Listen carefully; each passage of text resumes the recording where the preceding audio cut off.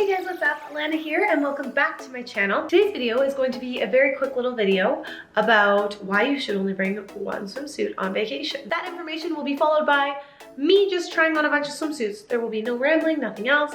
I will just show you a whole bunch of the swimsuits that I have. Before anything, first thing I want you to do, give this video a big thumbs up.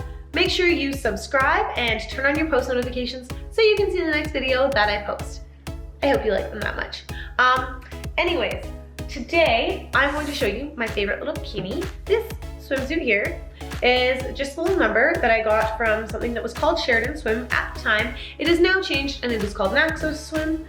It's a little bit skimpier, but that's kind of what I like, and it's also inside out, so let's fix that. I only bring one style of swimsuit on vacation with me.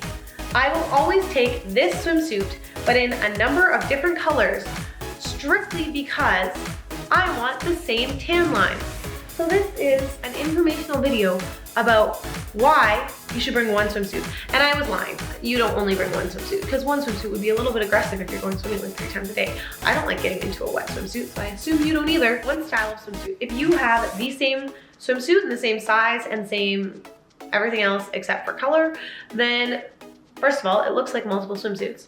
And second of all, your tan lines are always going to stay the same. And if you have the same tan lines, life is good. What I want you to have learned from this video is that you should take one swimsuit style in multiple different colors, but in the same shape, same size, and same everything else. This is my little package of the swimsuits that I bring with me, and I am gonna try them all on for you in this little compilation. And now I'm gonna stop talking. So, enjoy.